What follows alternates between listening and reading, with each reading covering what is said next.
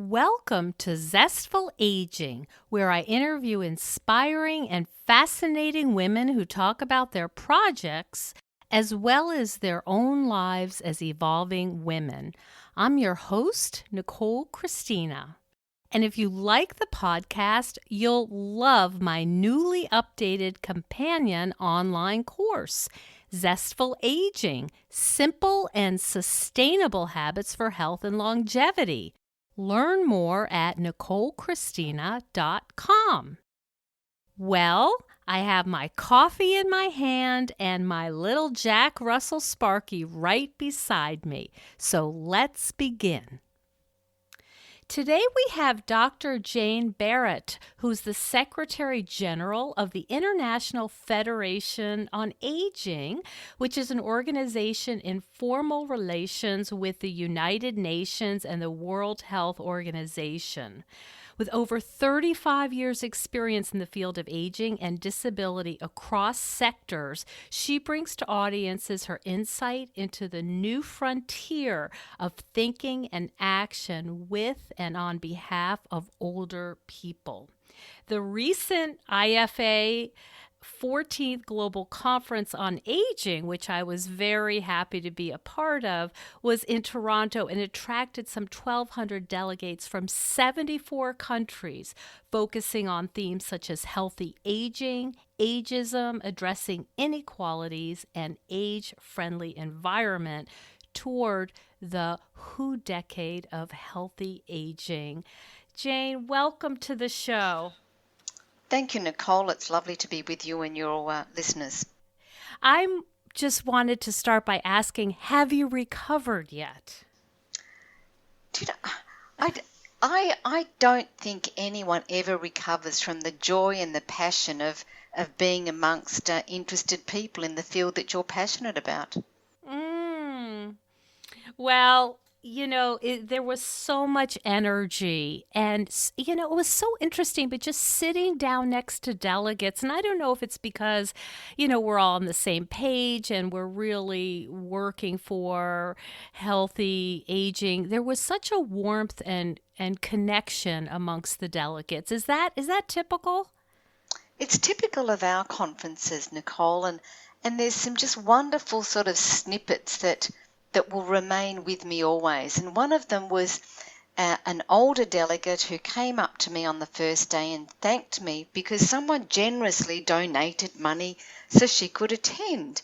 And I went to the registration desk and there was no badge for her and there was no one that had donated money for her. And then the next day she came up again and said, "Thank you so much." And then I realised that this older person was from Toronto and she had some cognitive changes. And so I welcomed her warmly, paid for her registration, and on the last day she gave me one of the warmest hugs and thanked me. And that's what IFA conferences are all about. It's not only the experts and thought leaders, it's everyone being interested in this common journey called growing older. Yeah. That's such a beautiful story. I mean, it really is sort of the micro in the macro. Like here's who we're serving. Here's who we're caring for, and we are this person. Look, we are, and also the volunteers, many of whom were older people, but also some younger people, and having them actually be part of the conference because they're really the glue. And some of them were older people that were not in paid work anymore, but they were there learning and interested and having the opportunity to talk to other delegates.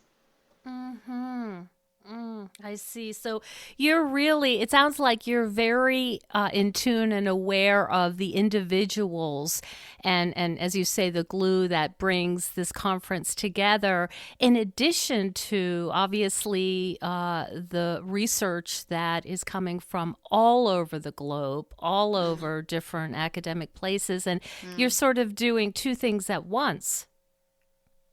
We're highlighting some of those important subject areas that sometimes are not talked about very much, like older prisoners and older homeless people, but also hearing, the best and the most innovative world practices, such as Dr. Lozano, who was talking about, his work in neurosurgery and dampening the effect of the Parkinson tremor. So we have a wide range, but the common element is about improving the lives of older people. Hmm. And I can hear the pride in your voice as you talk about this. What are the challenges of running an international conference? It's complicated, and we always want to serve everybody's needs, and sometimes we're not able to do that successfully all the time. But if we have the common goal of information shared brings greater emphasis to common issues, then I think that we're able to deliver a conference that is affordable, accessible, and brings new knowledge. And for IFA, it's also about post-conference, and we will have a 2-year program of education coming from the conference to set us up for the next conference. So it's not that, we stop right on the 10th of October, but we use that information gathered to extend the outreach. Yeah, there were some talk about all of these studies, and then the concern of, okay, we found some really useful information. Where does it go? How does it get Yeah, handed down? I yeah. see. Do you have any particular pet projects or pet interests within healthy aging? I think the pet project has to be yourself to begin with, because if you actually walk the talk instead of just talking, I think that really helps you understand some of the real challenges that older people experience. Um, so, pet projects within healthy aging would be looking after myself and looking after and caring for my immediate friends and families as they grow older. I think, but I'm also curious about, the new revolution of technology and what that will bring to the whole process. And I think my passions change over time as new things come on board. But at the heart of it is about dignity, and it's about respect for people as they grow older. How do you walk the talk, Jane? What are the kinds of things you do in your life? Every day I'm off to the gym. Mm-hmm. And it's so that's the physical part of my health and well-being, Mm-hmm. and lifting weights and doing my cardio, but also making sure that I have all of those preventative health checks. But that's just the physical. I think that the mental part is to, we talk about this work-life balance, and I can say, Nicole, I'm not very good at that because I'm so passionate about what I do. You're Um, not the first person I've heard that from. but I get up very early in the morning, so 3 or 4, Mm-hmm. and that's my time when I can work and think and look around me and be at peace with who I am and what I'm doing. And I think there's also a spiritual part, and that's been particularly important to me this year, with my immediate family. So I take much more attention, to nature, flowers and the breeze, and they're important to me. So it's physical and mental, emotional and spiritual. They're all part of me growing older in a more healthy way. Mm-hmm. And when you talk about flowers and being outside, is that a place where you practice some of your spirituality? Oh, yes. Yes. Mm-hmm. I have this particular laneway that I ride my motorbike down every single day, and it's got trees on both sides, and it's cool and it's calm, and it gives me such joy. And Mm-hmm. as we grow older, having a purpose and being joyful are really important places to be, to find that place, even when things don't feel so good in one's life. Mm-hmm. Mm. Right. I've, that's a consistent theme with Mm, people who, really study and experience mm, uh, the aging and how do you feel about your life and what needs to change. mm, And, one thing I ask a lot of my guests who are writers or, doing a lot of intense work, good work, but also needing to use your brain and your mm. whole, your energy. How do you know when you're kind of your well is starting to dry up a little bit? Are there any particular guidelines you use that, oh my goodness, it's time to get back to taking a walk or going outside or riding my bike? What are the signs to you that you're doing too much? It's probably sleep. My sleep is much more disconnected, so I wake many times. And I think it's also when I'm not paying attention to things and people around me. So my job is that I've got to pay close attention to relationships, because relationships make business, they make life. And if I'm not paying attention to them, that's when I need to stop and take stock. Um, so it's those kinds of both the physical but also relationships. I pay a lot of attention to keeping in touch with people that I care about, family, friends, colleagues, just Mm-hmm. checking in, because checking in also helps me to check in with me. So it's making that, it's not an effort really, Nicole, it's just part of me. Yeah, it's part of me. Mm-hmm. I Yeah. could tell when you were moderating the panel that Mm, I sat in on that you had a genuine um, fondness and connection for the panel members. You were being playful with them. mm. You obviously had interacted with them in the past, but I could see that you were what's the word I'm looking for? You were completely present. You were really there and you were seeing them. That was my experience. Well, that's a really lovely reflection. Thank you for that.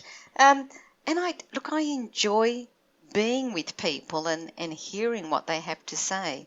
So you're right.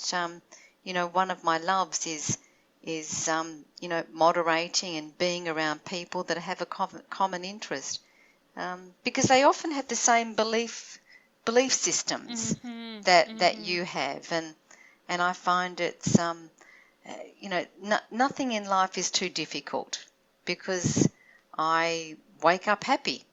Um, Mm-hmm. I've taught myself that it will be all right. In the darkest times, you will find some light as long as you just sit and wait long enough. That's very inspiring, and as you well know, post middle age is a difficult time, and my focus is on women, and I'm sure Mm, men have their own particular issues, but mm, there's so much recalibration and so much yes, adjustment, yes. and I feel like I'm talking to people who are facing retirement and Mm, saying, I've been a mother. I've been sort of a professional mm, mother or a teacher or, what have you. And that's done. I mm, don't even know where to start. And it can feel like a tremendous blank and a tremendous loss and confusion. So I think that observation, it might be really dark, but you have to hang in there. mm. That's Uh, very helpful. Well, do you know, I have the great honour of having a mum who's 91 years of age, Mm. and I talk with her twice a day, sometimes three times. She's in Australia, and she always says to me, just wait, be patient, you'll find the solution. The solution will come to you. The opportunity will come to you. And Hmm.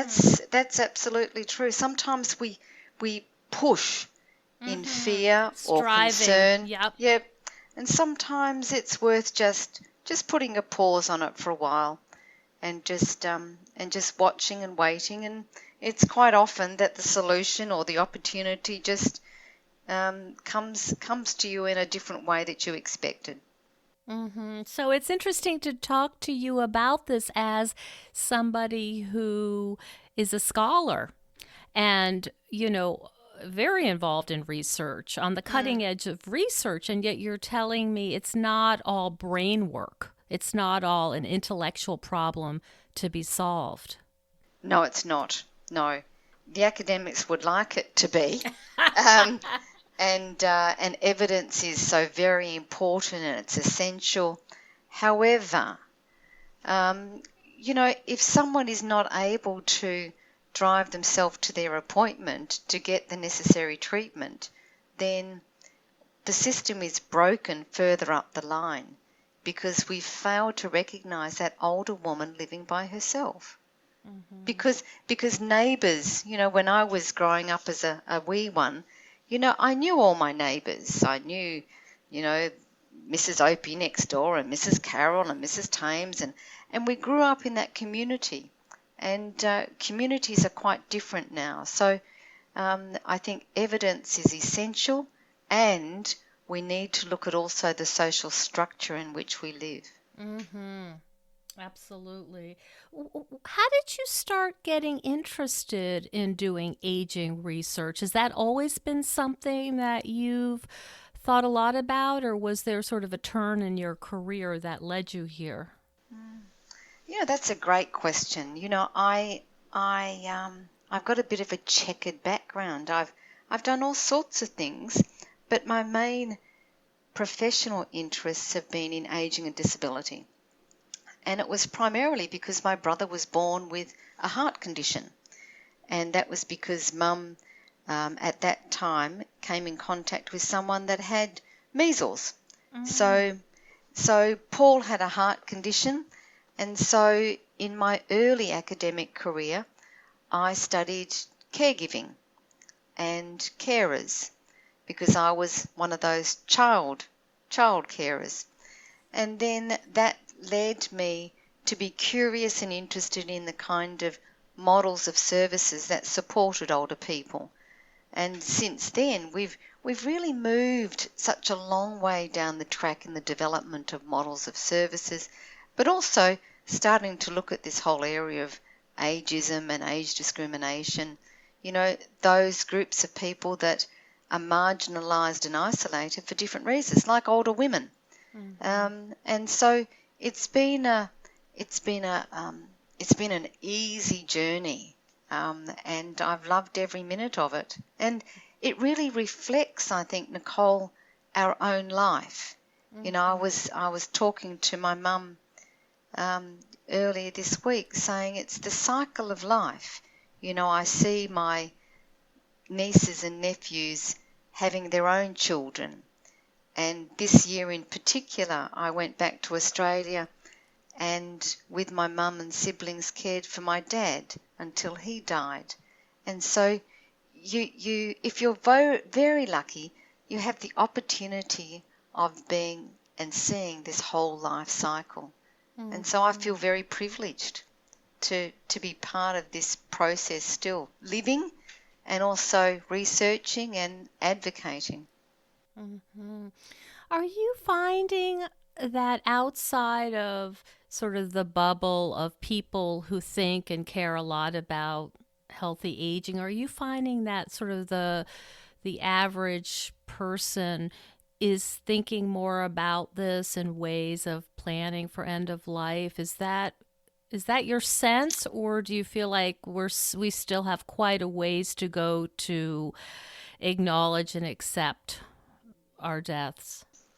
I would like to say that we have moved forward, but I'm not convinced that we have. Still think that we're dealing with this abruptness of leaving paid work and not being valued as part of society. None of us want to die, and I don't think that we're very good at that whole process of what do we do. in the later years of life or days. We all want to live in a healthy, positive way to our death, and we all want, I think, a good death. And if we're able to attain that, then I think that's remarkable. I think, we also, Nicole, don't often have these conversations about dying and death. Mm-hmm. It's not that coffee table conversation, is it, usually? Well, there are places that do that, but I think there are very few. Yeah, there are very few. I think I remember seeing something that there were death cafes or dying cafes. Right. Yes. Yeah. And there probably wouldn't be a rush for those. But there's several seats empty at the cafe table. Well, that's right, and you kind of think, well, how can we make this a different conversation? And I think if we probably talked about, how can we have a good death, that may help us. It's a work in progress to dying and the conversation, because we fear, the inevitable, and we fear that we're not going to have a good death. So, yeah. Has there been any new research that's come out in the last few years that has affected your personal life and the way you think about death and dying? I think one thing that I think is remarkable is this whole area of cognitive reserve, this brain health stuff, that even in our 60s, 70s, 80s, 90s, we can still have the opportunity to stimulate our brain in ways that it doesn't deteriorate, and I think that is remarkable. And that was certainly demonstrated through my father's last few weeks, that he studied something called neuroplasticity, the setting up of new pathways in the brain, and he functioned very well right up until the night that he sang to my mum and he died the next day. And so I think the whole area of cognitive reserve, brain health, is very exciting. Can you talk a little bit more about that? I saw there will be a conference. Is it in the Netherlands? Yeah, in Copenhagen. Copenhagen. In March next year. And that's affiliated with the IFA. Yes, is that correct? That's right. That's our meeting. Look, what we know now is that the brain responds in not such a dissimilar way to our muscles. So, the kinds of things that can help us maintain our cognition, our healthy brain, are things like, good nutrition, exercise, but also novelties, the novelty learning. So people, and that doesn't mean doing Sudoku, but it does mean this continuing education and being interested in new things. So really stimulating the brain to actually work in different ways. And just the same as we have a varied diet, it's important to actually challenge the brain in different ways. And there is good evidence now to say that, the brain has capacity to learn. So, for example, if someone had changes in their cognition, in their brain activity at 70, then there's a good chance that they can actually remain functioning with, good lifestyle, novelty, etc., for a number of more years. And that's very exciting. Give me some examples of novelty for our listeners who are wondering, what does that mean, taking a different road home? Does that mean, learning a new language? Can you give some examples of what actually concrete does that mean? Sure. We know people that learn different languages, have greater capacity. We also know that people that go back to some different kind of education, have greater capacity, or learn a new skill. Woodworking for me would be a new skill. Or doing, learning botanical names for flowers, or Ah. or or reading architectural books. So things that you wouldn't normally do. Mhm. That's novelty learning. I see. I see. So even if, let's say, you were somebody who liked to take a bike ride, it would be not necessarily taking a different path, but trying a different exercise. That's right. Yeah. Okay. Yeah, try a Okay. different, but it's the accumulation of these. It's the diet, it's the lifestyle, it's, Mhm. meditation. It's a package, but this novelty effect that the brain tends to enjoy is very Mhm. important. And so Mhm. that's what we're going to talk about in March next year. So And you'll that's be exciting. and okay, so you also helping to plan and organize this conference as well? Yes, that's our conference. We do it in partnership with our member organisation in Denmark, Dane Age, and they have about 870,000 members in their organisation, which is Uh-huh. extraordinary. It sure is. Yeah. So look, we're a very active NGO, and Mhm. we really, our vision is a world of healthy older people whose rights are protected and respected. So Mhm. it's an exciting time in the field of aging and population aging. And are you currently out of Toronto? Are you living in Toronto now? Yes, yes, I see. I'm an Australian living in Toronto. The reason I ask is because I had the opportunity to interview well, Angela Littleford, of course, from Mm, Helping mm. Hand, and I learned about how South Australia has a real legacy of caring for elders in a progressive and very culturally sensitive way. Look, it certainly does.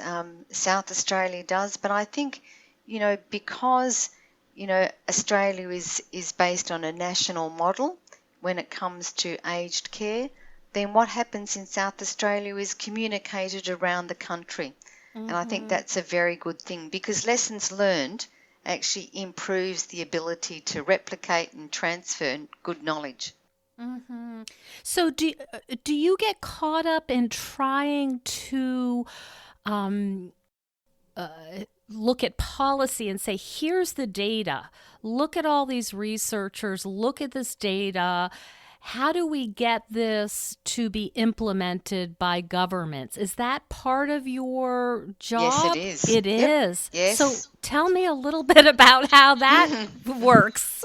Well, one of our goals is to influence and help shape policy. So, from time to time, we're called on governments to input into their policy development, but also we're often looking at a particular issue that's impacting older people. So, for example, it could be improving vision health because they don't have access to affordable screening, or in the rural and remote communities, people don't have access to healthcare systems. So, what we do is that we often in collaboration and partnership with other NGOs and academic institutions, we undertake some research and then we work to develop policy positions and then work with government to Mm-hmm. inform the policy. We very much an organisation that partners and working with government. We see them as just needing as much help as they can, Mm-hmm. with information that's going to inform them as to the most effective policies. So, what that might look like is testifying at the United Nations. Is that an example of how you Yes, might? Okay. yes, we present statements at the United Nations, which are called interventions, and we also have side events on important issues. And just in July, we had a side event where we bring together representatives from member states as well as other NGOs on protecting the rights of older LGBT people. So that Mm-hmm. was held at the United Nations. That's a very bold thing to do that. Mm-hmm. And we also often testify in Senate hearings. But then we often sit down with government officials and say, have you thought of this, this and this? So we do it formally as well as informally. Hmm. I'm just trying to imagine this, and I'm just wondering about what skills does one need to sit with a government official who has a million different policies and pressures and all of these interests trying to juggle. What skills do you need to have a conversation that feels like you're getting somewhere, you're making an impact, and you're doing what you've come to do? You've got to be authentic to begin with. You've got to be there for the right reasons. And not only listen to what the government are saying and whether that's the minister or their advisors, but also read the non-verbal cues as well. So you've got, the way people sit, the way that people sort of roll their eyes or not, and cue into what's going to be interesting to them. I go in with a very clear idea of the messages that I want to communicate, and I make sure that they're communicated at a time when the minister or the government are listening. So it's not about going in and saying, I think you need to do ABC. It's about having a conversation. It's about making this personable and memorable to them, because they, as you said, they've got 1,000,001 things to do. But are they going to remember that conversation? And that's the critical thing, because they will then come back and ask further questions. So again, I'm just struck by how you are, immersed in this cutting edge research, but you're also saying that's all well and good, but I'm sitting with somebody and they're crossing their legs and rolling their eyes. I have to sort of pivot and say, maybe we'll talk about something else now. That you're saying that your skills in engaging people and connecting with people are of primary importance. They're the most important thing in this world, aren't they? I mean, the way that you approach somebody in Loblaws, the supermarket, is just as important as the way that you are with a government minister. And I think sometimes we forget that ministers and government, and they're just like you and me. They have families, they have problems, they have challenges, and it's for IFA to create an environment that's non-threatening, that's informative, and that actually helps them to do their job as well. And so these, sometimes called soft skills. Have you always had those, or have you had to learn and read? There's some TED Talks on them, how to hold yourself and this. How have you gotten to be so masterful at this connecting and this emotional intelligence, we could call it? It's just me. I don't know how else to say it other than I believe in what I believe I'm here to do a job. I'm here to serve the community. And this is the vehicle that I've been given to serve the community at this time. I see. And So that's that the most offers- important thing. So that offers a real clarity to you, that it's almost like you're a channel and you Yes. just come in and say, this is what I've got to offer you. Let me Yes. see if I can help. I see. So that's very different than kind of selling, the benefits of being involved with the IFA's agenda. That's right. You're quite right. Look, I mean, the IFA is a vehicle for communication, and I help guide that pipeline through who I am and what I do. And engagement and relationships and being authentic and having integrity are fundamental to the job, and they're intrinsic to who I am.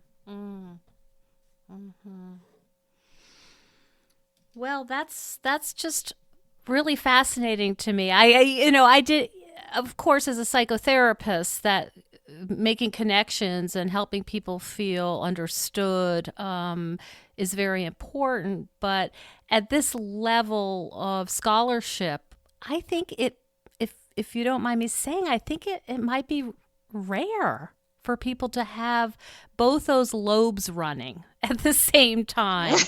I don't know if that's the impression you get with researchers, but sometimes they're great at doing the problem solving, but somehow conveying it in a personally accessible way is less skilled. It, I think you have to be vulnerable. You have to be okay to be vulnerable. Mm-hmm. And as a former academic, a pure academic, one can be detached from the humanness Mm-hmm. of the data, Mm-hmm. but to really be able to communicate and to help influence messages and policies, it's imperative that you are vulnerable and exposed in some way to who Mm-hmm. you are as a person, Mm-hmm. because people want to share. They want to communicate in a meaningful way, but you know, un, unless you, the receiver of the message, is prepared to let your guard down and be open, I think the language is different, from one relationship to the next. Mm-hmm. I think sometimes, I talk to my staff about foreign languages. You can be talking to a government official, but if you actually don't know the language that they hear, then it's very difficult to get your message across. Mm-hmm. So you've got to be in tune with the different nuances of the language and the Mm-hmm. culture that you're working with. Mm-hmm. So, when you're working with different governments, do you try to learn about what is culturally appropriate before you go and speak to officials? Do you study up on that beforehand? Look, certainly it's an important way of being. So if I'm working in Japan, there are cultural protocols that are very important for me to know and practice before going. Um, but I think it's also sometimes it becomes second nature. You can actually get a sense of the cultural protocols. Um, and I think you've got to be sensitive to the environment in which you're going into. Mm-hmm. Mm-hmm. Are you finding that there's a pretty even split in some of these higher up government officials you're meeting with throughout the world? Are you speaking with both women and men, or are you still primarily speaking with men? Look, the split is not even. Um, in different countries, you'll have a different split. In Japan, it's predominantly men, Mm-hmm. um, and you know, we still pay lip service, Nicole, to women in positions, in executive positions in government, or in the private sector. Um, and I think that society is failing to Mm-hmm. understand the contribution that you know women and men make in their gender perspectives.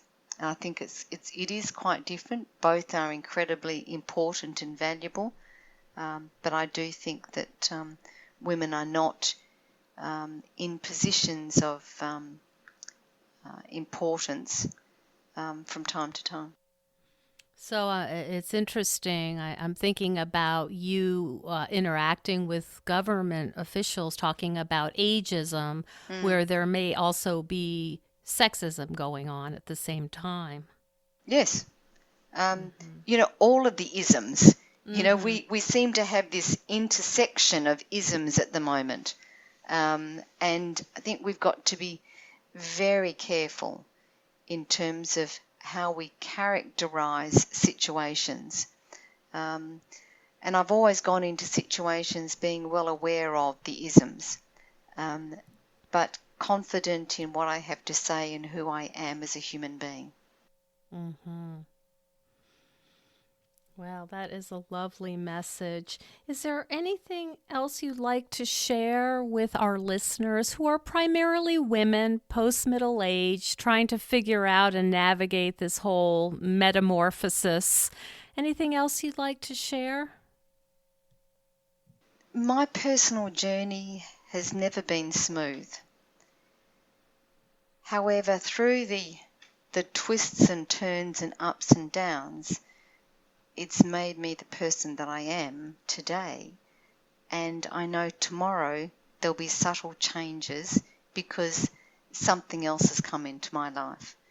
And, there's never a time that I haven't embraced the opportunity or the situation. But it takes boldness and courage, and it also takes, people to stand by your side and walk with you. Because walking with others, it gives you strength to make decisions and move forward. Mm-hmm. Yes, I can totally see that. You're talking about an inner strength, but it's very important. You also need your people and your tribe. Yes, you do.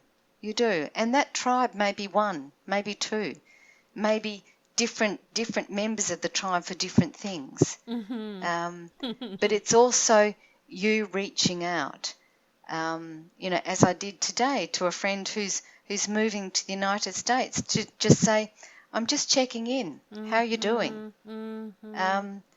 Because often we don't want an intervention. We don't want someone to do something, but it's helpful to know that person is there or those people are there. Mm-hmm. Because that's the invisible support environment that makes you who you are too. Mm-hmm. Well, thank you for being such an inspiration. I really enjoyed seeing you moderate, and it was so wonderful to be at the IFA conference. And, of course, the listeners didn't see this, but people wear tags identifying where they're from and their names. And I was just looking at so many flags and so many people that, our worlds would never have come together had it not been at the conference in Toronto, and it was quite something. Well, it was a pleasure that you're able to come and be part of this conference, and I hope that you think about 2020, if not before, but you can count on the IFA, and it's been a pleasure talking with you today. Thank you so much, Jane. Okay. All the best, Nicole. Thank you. Okay. Bye-bye. Thank you so much for joining us on Zestful Aging. If you like the podcast, please share with some of your friends. I love to hear from my listeners. Send me an email at nicolechristina.com. And please consider becoming a patron of the show. You will get access to exclusive bonuses, and you will be part of the Zestful Aging community. Keep us going strong. Go to patreon.com/zestfulaging. See you next time for another episode of Zestful Aging.